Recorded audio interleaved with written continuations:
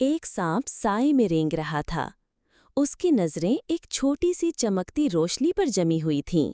ایک جگنو چمکدار اور پرسکون ہوا میں اڑ رہا تھا اور اس نے اپنے پیچھا کرنے والے کی طرف رخ کیا۔ جگنو نے نرمی اور وقار سے کہا، کیا میں تم سے 3 سوال پوچھ سکتا ہوں اس سے پہلے کہ تم وار کرو؟ تبھی سانپ نے سسکاری لی۔ اس کی زبان ہوا میں لہرا رہی تھی۔ پوچھ لو۔ پہلا سوال، کیا میں تمہارے قدرتی شکار میں شامل ہوں؟ سانپ نے سرد لہجے میں جواب دیا، نہیں، تم نہیں ہو۔ دوسرا سوال، کیا میں نے تمہیں کبھی کسی بھی طرح نقصان پہنچایا ہے؟ سانپ کی آنکھیں سکڑ گئیں، نہیں، کبھی نہیں۔ تیسرا سوال، پھر تم مجھے تباہ کیوں کرنا چاہتے ہو؟ آہاں، زحل سے بھری آواز میں سانپ غرایا، کیونکہ میں تمہیں چمکتے ہوئے برداشت نہیں کر سکتا۔